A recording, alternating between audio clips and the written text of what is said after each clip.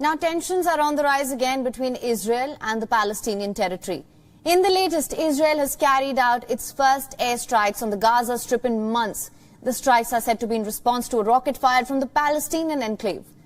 The Israeli military said that at first it shot down a rocket fired from the Gaza Strip. No Gaza faction claimed responsibility for the launch.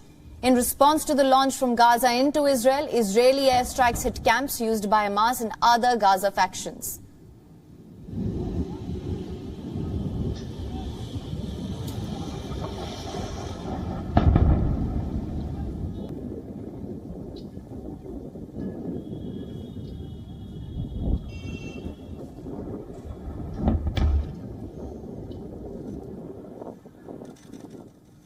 Israel Defense Forces targeted Hamas weapons manufacturing site in Gaza. No one was hurt. The attack in months follows tensions over Flashpoint Jerusalem Shrine Al-Aqsa.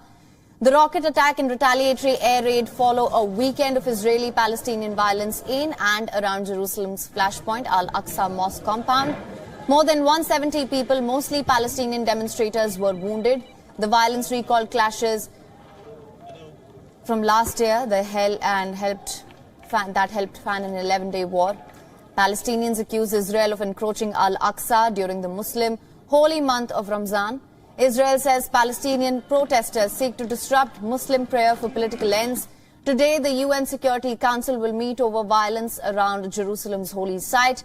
The conflict has drawn angry pro-Palestinian rhetoric from Jordan as well, and mediation efforts by the United States. The tensions complicate Israel's security ties with Jordan, which is a custodian of Al-Aqsa and has a Palestinian majority.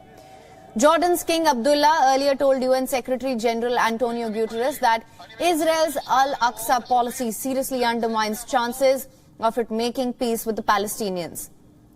Jordan also summoned Israel's acting ambassador for a reprimand, escalating the rhetoric. Jordanian Prime Minister has lauded those throwing stones at the Jews. Taking note of the statement, Israeli Prime Minister Naftali Bennett said Israel does not accept the statements blaming Israel for the violence that it is subjected to and encouraging stone throwing.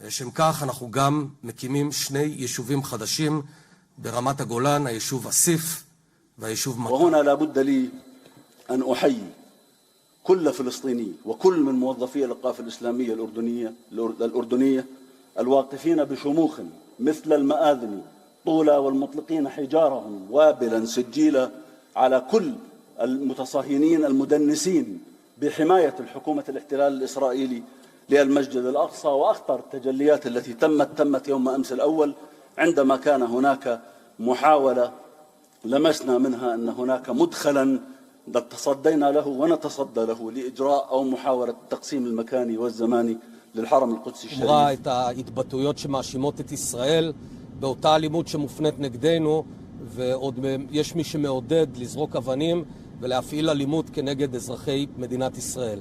הדבר הזה לא מקובל עלינו. זה מהווה פרס למסיתים ובראשם חמאס שמנסים להצית פה אלימות בירושלים. אנחנו לא ניתן לזה לקרות.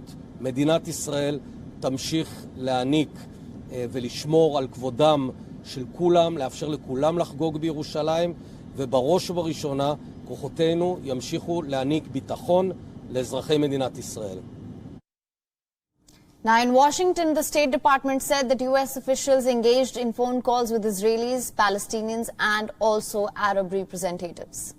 What I can tell you is that a number of senior officials across this government, and certainly a number of individuals across this building and our ambassadors in capitals across the Middle East were engaged in a series of phone calls, including at very high levels over the weekend, again with our Israeli partners, with our Palestinian counterparts, with other Arab representatives in the region, including our Jordanian partners, the custodian of the Haram al-Sharif Temple Mount, in an effort to see to it that these tensions do not escalate.